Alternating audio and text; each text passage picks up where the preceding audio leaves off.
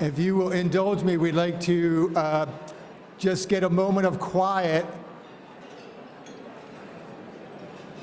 My name is Rob Long. I serve as the Deputy Commissioner in the New Jersey Department of Community Affairs under our Lieutenant Governor. I'm also a pastor in the United Methodist Church, and I wanted to offer an invocation for our time together. So if you would take a moment to pause and from eating and talking. Thank you. Creator God, we take this moment to pause and reflect on the blessings in our lives. We are in a safe space together with so many sisters and brothers who share the common interest of helping others. We are about to partake, or we are partaking in a meal which sets us apart from many who struggle with daily hunger. We are here in a forum that allows our minds to be stimulated with ideas that we are free to both agree and disagree with. While our lives are not free from challenge, there is richness and blessing in our lives. So in this moment, we offer our thanksgiving and ask that your Spirit keep us aware of what is good in our lives and give us strength and courage to meet and work through life's inevitable challenges. As we continue this conference on housing and economic development, we pray that it will be a time of great productivity, bringing forth relationships, ideas, policies, and initiatives that grow and strengthen our great state and lift up every one of our fellow citizens who is in need. As we work together during this conference, we pray that the mysterious power of your Spirit will bring together those of us who need to meet in order to together do the work that manifests your creative intent into our world, and particularly our state. Strip away any shyness or hesitation on our part and fill us with boldness to do the good work of this conference. So as we close this prayer, we express our thanks for our governor and lieutenant governor who are our hosts, for the staff whose work made this conference possible, and those who have prepared and now serve us our lunch. And amen. Thank you. You may know that our governor is over in India, drumming up business for our state, and was unable to be here with us this afternoon, but certainly he would like to have been if the schedule permit, and we do have a video message from him. Hey everybody, Governor Phil Murphy here. I really wish I could be joining you all in Atlantic City for this year's Governor's Conference on Housing and Economic Development. But as you may know, I'm currently half a world away on an economic mission in India. But this doesn't mean that I'm not with you all in spirit. Thank you for taking the time to join my partner, Lieutenant Governor Sheila Oliver, in this terrific lineup of experts, policymakers, and elected leaders for this year's conference. The ideas this conference puts on the table and the energy it creates for us to turn them into concrete policy are how we will ensure that more New Jerseyans in more of our communities can find more opportunities to succeed and thrive. We know that housing and economic development aren't mutually exclusive. They are the twin keys to building strong and more resilient communities and to creating a stronger and fairer New Jersey. Working together over the past 19 or 20 months, we've created a new vision for our state, with the need for affordable housing opportunities taking a central place among our new strategies for inclusive economic growth. We have reinstituted vital community grant programs to ensure affordable housing is included in Main Street redevelopment. We have enacted strong new laws to push back on our foreclosure crisis, to keep more families in their homes, and to help provide new opportunities for foreclosed houses to find their forever families. And this year, we took the long overdue step of ending years of diversions from the state's Affordable Housing Trust Fund, ensuring that every dollar meant for affordable housing is, at last, going to furthering affordable housing, period. But for all these advances, we know there's much more to do. And that's where we find ourselves today. This is our chance to check in with one another, to measure the progress we have made since last year's conference, and to identify the emerging challenges before us. I thank the staff of the Department of Community Affairs, starting with the boss, my partner, Sheila Oliver, and Deputy Commissioner Rob Long, and everyone who worked to put this year's conference together. I further thank the Housing and Mortgage Finance Agency, the Economic Development Authority, and the New Jersey Redevelopment Authority for the continued partnership that makes this conference possible. Now, let's all make the most of this opportunity so we can celebrate even more progress when we come together again next year. And I hope to be able to see you all in person then. Again, thank you so much for taking part in today's conference. Take care, everybody. Well, in terms of duties that one might be assigned, I am fortunate that the person that I am about to pass the podium on to really needs no introduction. As I reflect on all that she has done and accomplished in a career that continues to go on, I believe that she is without peer in our state's history. So it gives me great pleasure to introduce my boss, the Commissioner of the New Jersey Department of Community Affairs, the Lieutenant Governor of our state, and today also Acting Governor of the great state of New Jersey, Sheila Oliver. Thank you. Good afternoon, everyone. First of all, Rob, thanks for the introduction, and I want to just thank all of you for being here. You know, this morning when we did the plenary, we began to tease one another who was an OG, you know, and some of you who don't know what an OG is, that means that you are old school. But, you know, I really am pleased that I learned things from the millennials. And they love to tell you that they're super excited. And I want you to know that I am super excited to share today's festivities with you as we celebrate the work that many of us in this room have been doing together for decades. But often I believe that there are certain junctures in time when all the planets align properly. And in New Jersey, if ever we've been in a time when all the planets are aligning properly, it is now. Thank you so much for being here and being willing to work with us as your state government to further the cause of affordable housing, real estate development, and economic development for all 565 municipalities in this state. Thank you so much.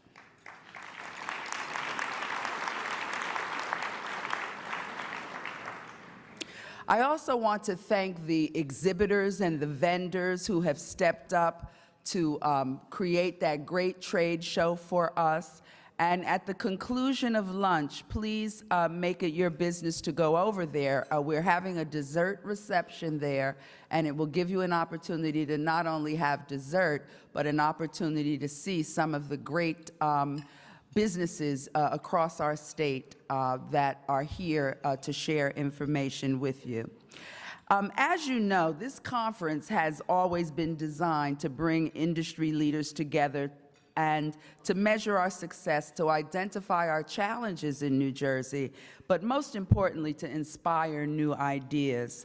The governor and I have no doubt that the collaboration between industry leaders at this conference will help to build upon our success as a state in the future. Today, I have the great pleasure of introducing this year's keynote speaker, Dr. DeForest B. Soaries, Jr.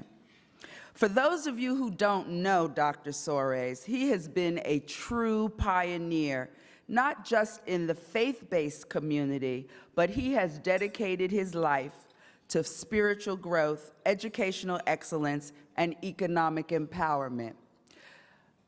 Dr. Soaries was talking about economic empowerment before the buzzword even entered Webster's dictionary.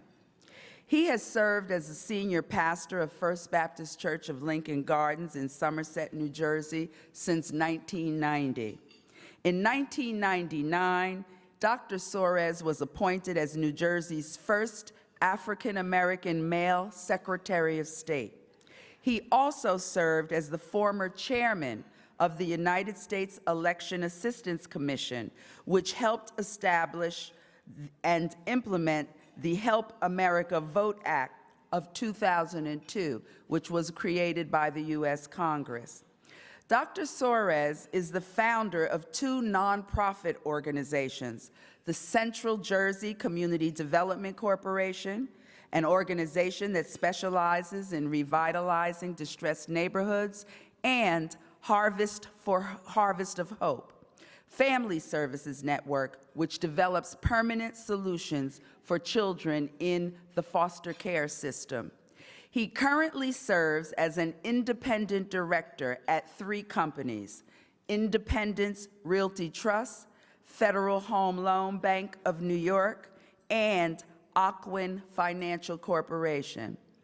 Dr. Soaries earned a Bachelor of Arts degree from Fordham University, a Master of Divinity from Princeton Theological Seminary, and a Doctor of Ministry from United Theological Seminary. Dr. Soaries is also the author of 3 books about debt management and financial freedom, which he has brought copies of with him today, and he will be signing after the luncheon. We are so honored and excited that he is joining us at the conference to inspire us with his leadership and knowledge. But when I think of Dr. Soaries, I think of the young man who grew up in Montclair, New Jersey. And you know, the governor calls Montclair the People's Republic of Montclair. Any of you that know the Montclair community know that it was progressive before the terminology progressive was ever used. Dr. Soaries, as a young man, became community engaged and politically engaged. I know that as a young person myself back during that period of time, I was very enamored with him because he sought out the Reverend Jesse Jackson to get involved in Operation Push and the Chicago Breadbasket when issues of social justice and economic equality were raising up to a national conversation. The other reason I've always had love for him in my heart is that he married a childhood friend, Donna. And he and his wife, Donna, have 2 wonderful sons. They are twins. And Dr. Soaries, without question, has been ahead of his time, and now the rest of us are catching up with some of the philosophies and ideologies that he has put forth his entire career. And with that, I present to you Dr. DeForest B. Soaries, Jr.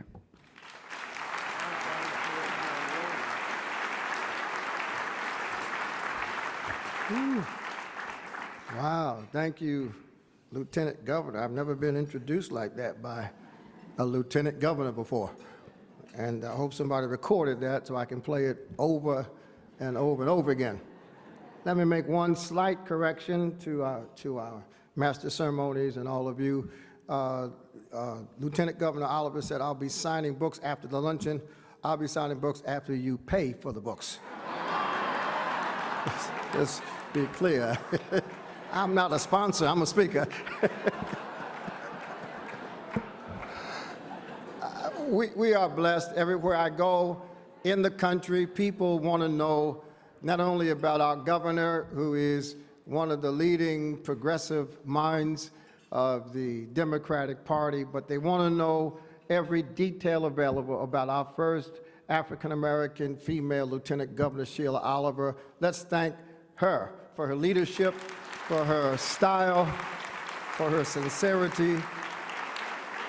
I've always known that Lieutenant Governor Oliver was a visionary. I knew that she had strong political acumen. I've always known her to be passionate about empowerment and to be inclusive in her vision, but I never knew that she was such a woman of deep faith. I knew she had some faith, but when you ask a black Baptist preacher to speak for 20 minutes, that's deep faith. That's deep faith. And welcome to this great conference. There is an older preacher who told me about a fellow in his church who was growing in age, and he was experiencing diminished physical capacity. He wouldn't get up in the morning. He would barely eat in the afternoon. He experienced strange pains in the evening, and finally his wife insisted that he allow her to take him to the doctor. So they went to the doctor, and the doctor said, "I'd like to see the patient alone, and after seeing him, I'd like to talk to you, his wife." And so the doctor examined this elderly fellow and checked him from head to toe. And after this examination, he said to the man, "I can't find anything wrong with you. I can't explain why you're tired. I can't explain why you're losing your appetite. It's a mystery as to why you're experiencing these pains." And he said, let me just talk to your wife. So the man left the examining room. His wife came in, and he said to his wife, here's what you need to do if you really want your husband to live and have a quality of life. You got to get up every morning and fix some breakfast. In the afternoon, you've got to rub his back and give him a deep therapeutic massage. And every night before he goes to bed, you got to take his shoes and socks off and rub his feet. If you do that, your husband will be all right. And so the wife left the examining room, came out, and the husband said to the wife, "What did the doctor say?" She said, "The doctor said, you're about to die."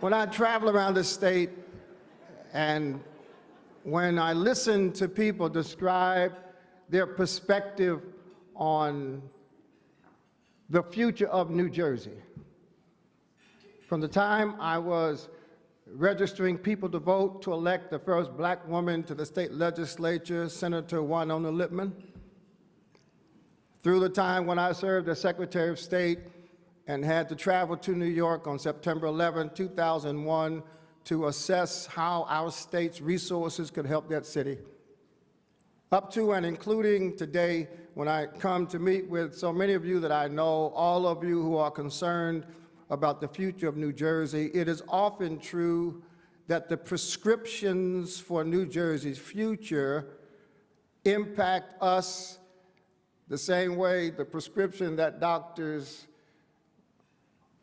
ideas impacted that woman, that if we have to do what some people think we need to do, perhaps New Jersey doesn't have a bright future.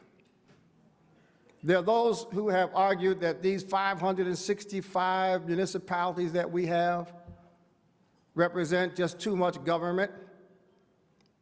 And if our biggest challenge as people who'd like to stay in New Jersey for the rest of our lives is the high taxes that we all pay, there are many informed thinkers who have argued that what New Jersey needs is less government. We need more regionalization. But what I've discovered in various forums is that when people say that, the response is much like that wife's response: if I've got to give up my little town, and if I've got to surrender to regional government, then New Jersey is about to die. For those whose biggest challenge is being able to afford to live in New Jersey, for those of us that have been involved in trying to put together funding stacks and piece together financing to build housing that is affordable, there are those in the background whose response is, if allowing those people to live in my town is what the future of New Jersey requires, then New Jersey is not going to do that well. Apparently, no one got to them to explain that in New Jersey, affordable housing is not for those people, it's for normal people. It's for teachers and police officers and firefighters and young college graduates. That when I described in Minnesota and in Louisiana and other states throughout the country, the income qualifications for affordable housing in Somerset County, where I work, they can't believe it. And affordable housing is somehow going to have to be rebranded to ensure that we're not talking about housing for people who are coming here from other planets. We're talking about housing for our own children who borrowed $100,000 to get through college and now they can't stay here.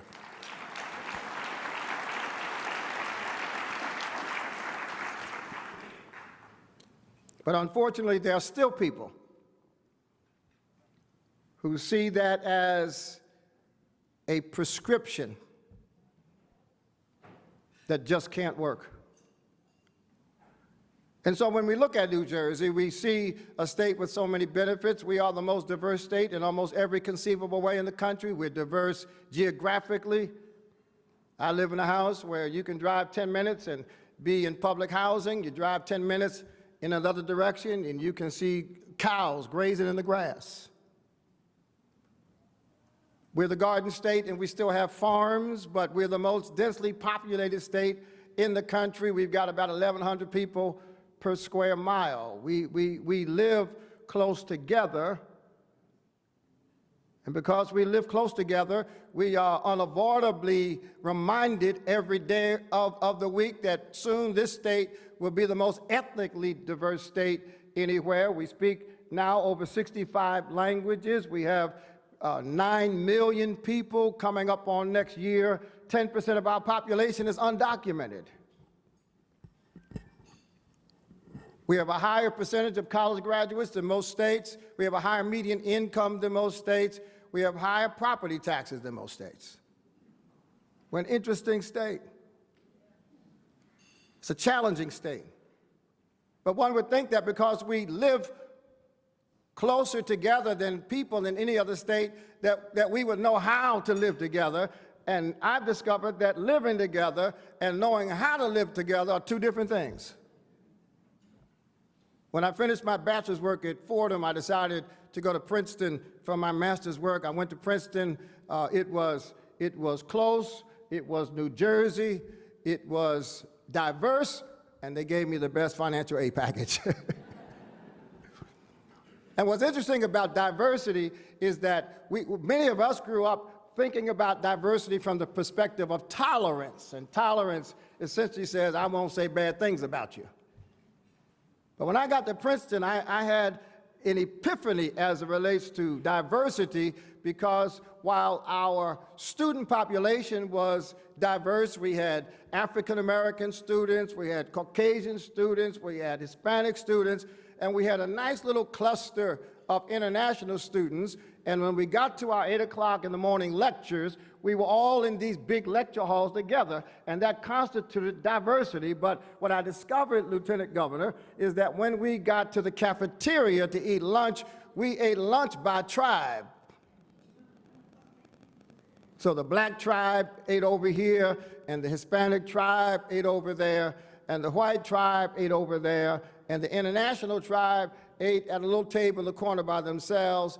And while all of us understood why we wanted to be together, it was something about the blacks and Hispanics and even the Caucasians that just kind of picked on the international tribe. We would say things like, well, why do they have to eat together? Well, we were eating together. And why do they put posters up on campus in their native tongue? So I decided that it was too embarrassing and intellectually demeaning to just sit around talking about them. And I went over to the international table and said, you know, we've got two questions that we talk about. I might as well ask you. Number one, why do you put posters up around campus in your native tongue? And one guy said, well, you know, Soaries, we came here directly from our countries without the advantage of knowing English. We're learning English while we're learning theology, while we're learning history, while we're learning all of these subjects. And these professors give us so many books, class by class, they act as if their class is the only course we have to take. And since we can't keep up with you American students because you speak the language that the books are written in, we decided that we'd get together, and instead of all of us reading each book, that one of us would read one book, the other would read another book, the other would read another book, and those posters in our language would let us know where the meetings are, and when we get to the meetings, we teach each other the book that we read. I said, is that what you do at your meetings? They said, that's exactly what we do. I quit the black tribe and I moved over to the international tribe because I didn't need any help being black, but I needed help getting through theology. And what I discovered was that diversity had to mean more than tolerance. But diversity for me, when I was doing my master's work at Princeton, was elevated to the status of understanding the value and the interdependence in people who were different, because not only did they bring gifts, but they actually had the solution to my challenge. And that's really what today is about. Today is not simply a rehearsal of data that reminds us of how bad things are. But today is a coming together of people who are desperately looking for solutions in a very challenging state that has great promise, a great heritage. We were the first state to sign the Bill of Rights. We were the third state to ratify the Declaration of Independence. We've got a great history. Washington had houses here. But our challenge is to help America prove that freedom and the free enterprise system can work for everybody. And we've got some folks in our state who are big shots on Wall Street. They're mega investors, they're venture capitalists, they run hedge funds, and they're right here in New Jersey. Yet we can leave this hotel and walk 8 minutes and see people with college degrees who are sleeping outside. And until we're able to bridge the gap that exists, and I'm not talking about redistribution of wealth, because I've worked too long all of my life to have you take my money and give it to somebody else. Be clear on that. But what I am talking about is the fact that right here in this town, buildings like these and industries like this have more jobs than people that live in Atlantic City. We've got a shortage of 1 million nurses in this country. And as I sit in board meetings at the R.W.J. Barnabas system and discuss the future of healthcare, what I realize is that we don't have a lack of opportunity, we have a lack of bridges that connect people who need with opportunities that exist. I was with one of the owners of one of these hotels just a few days ago, and he was bragging about the work that Lieutenant Governor Oliver was doing and what DCA is doing to help bridge the gap between the gaming hospitality industry right here in Atlantic City and the people who live here. And I'm telling you, if you want to hear a marvelous story, you listen in on what's happening. This is a new Atlantic City. This is a new paradigm of possibility. There's a new spirit in the air. There's new leadership where people are being connected with home ownership and with employment training and drug treatment right here in Atlantic City. Now, of course, you don't read that much about it because there are few media outlets that are interested in good news. But there's some good news going on here in Atlantic City, and I understand it because when I was called to my church in November of 1990, I was preparing to go to New York or Chicago or Los Angeles or Washington. I thought that I had been trained and groomed to be in a major city, and all of a sudden I find myself in Somerset, which is a section. Somerset is not even a town. Somerset, New Jersey, which is a section of Franklin Township, and my church is called First Baptist Church of Lincoln Gardens, and I haven't found Lincoln Gardens yet. And I look around and say, my God, what am I doing here? The oldest housing stock in the region, the highest crime rate in the county. And when I get to church every Sunday morning, I see bullet shells in my parking space. I've got public housing on both sides of the church. One side is New Brunswick, the other side is Franklin Township, and I'm thinking to myself, this is horrible. We're miles south of the world headquarters of Johnson & Johnson. We're miles southeast of Rutgers University, 70,000 students, one of the leading research institutions in the country, and right here, right around my church, I've got a microcosm of Camden, which is a microcosm of East St. Louis. In my little church, we did a good job singing and praying and preaching. And I'd been trained at Rutgers and Fordham and Princeton and then United, but all the books I read and all of the experiences I had did not prepare me for a neighborhood which in 1990 had missed all of the growth of the dot-com era, missed all of the prosperity of New Jersey, and what I realized was that we needed help. All the God and prayer and singing in the world was not going to create jobs and businesses and housing in that neighborhood. The first thing I had to do was I had to learn a new alphabet. I'd been doing the A, B, C, D, E, F, G alphabet all my life. But when you're trying to rebuild a neighborhood, you need a different alphabet, D, C, A.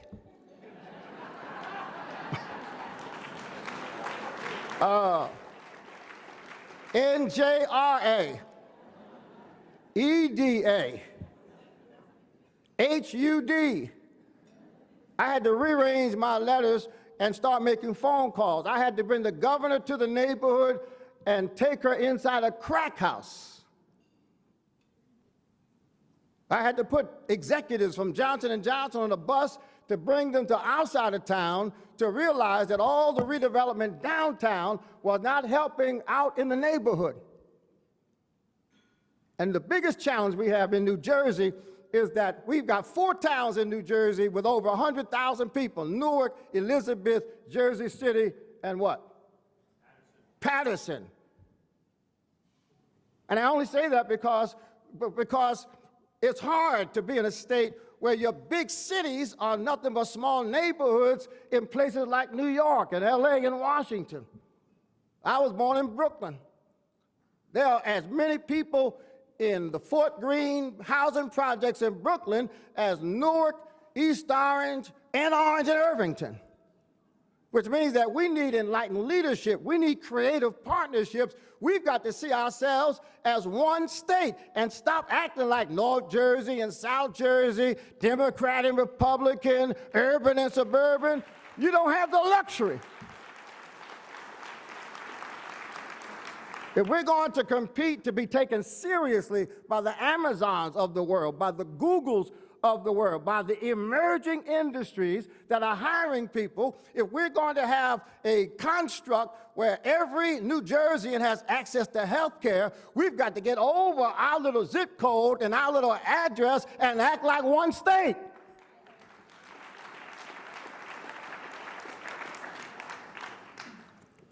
And that's what we had to do in Lincoln Gardens.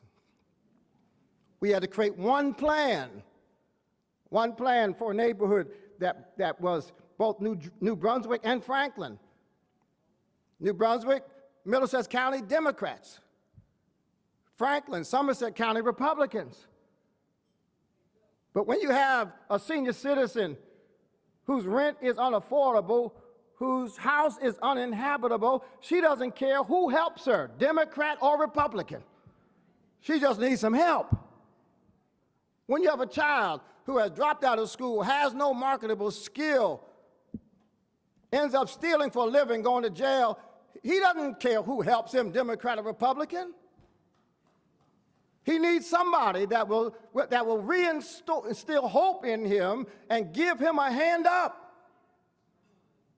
And one of the great tragedies of of the modern age is that we're becoming specialists in how different we are rather than rising above our differences and solving problems in our neighborhoods.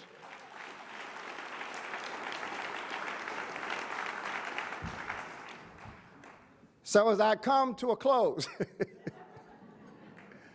my experience is you need three things to do inclusive economic development in these small clusters of need around our state.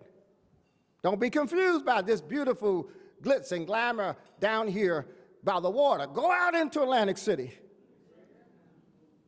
And there are still people who are reeling from the poverty that existed long before these large buildings were built.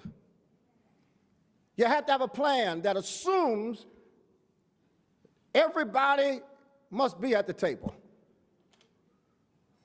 We have to have a process. When we started our redevelopment, our revitalization around our church, about 4 square miles, 2,500 families, 27,000 cars pass my church on Route 27 every day. We had 18 months of Wednesday morning meetings in my office with the mayor of New Brunswick and the town manager of Franklin before we did anything. Because you can raise all of the investment money you want, you can expand all the tax credits that are needed, you can work out whatever labor agreement you want with the unions, but if you don't get Lulu and Ray Ray and Raheem to the table, you are not going to sustain your development. And so we had a plan and a process, and we had partnerships. I love New Jersey. As I said, I was born in New York, but I escaped at an early age, and I was raised in Montclair. And what I've tried to do is kind of be above partisanship, racialism, and personal preference, because what I've discovered is that sometimes I've even had to work with folk I don't like on behalf of those who can't make it by themselves. And I think my thought process was shaped when I heard one of my mentor speakers tell us about this valley. It was a valley that was occupied by people who had a physical challenge. They had short, abbreviated, stunted arms. And because they had government officials like Lieutenant Governor Oliver and Governor Murphy who really cared about people, the government provided some resources in the form of these long spoons, and it was well vegetated, and so the people compensated for the brevity of their arms by the use of these spoons. But these people were malnourished. These people were not vibrant. These people were suffering, although their environment was good. And a questioner asked one day, what is it with these people? They have access to resources. They've been supplemented by a government utensil. Why is it that they can't survive? And the answerer said, look, come see the second group. And on the other side of the valley, there was a second group of people who had the exact same circumstances. They too had stunted arms. They too had quality access to food and vegetation, but they were happy and vibrant and went to work every day as healthy citizens. And he said, I want you to see this because the second group learned something the first group never learned. The first group is suffering because with their short arms and these long spoons, when they reach out to pick up their food, they keep missing their mouths and they're dying of malnutrition because while the food is there, they can't eat. He said, but this second group realized that if they tried to feed themselves over and over and over, like the first group, they'd experience the same suffering.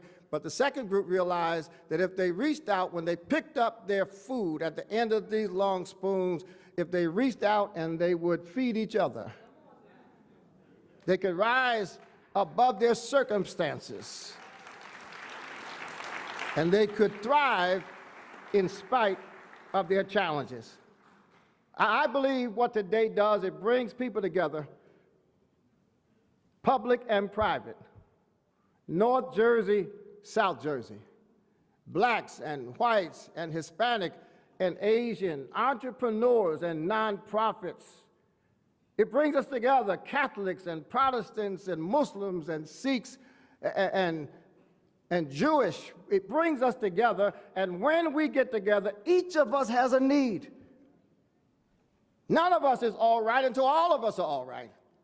But the way we will become all right is not by conquering and coercing our will, but rather stepping back and reaching out and feeding each other ideas and information and resources.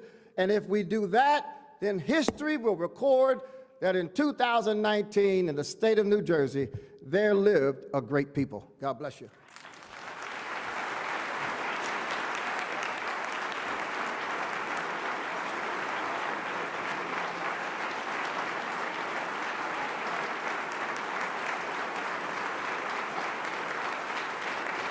Awesome. Awesome.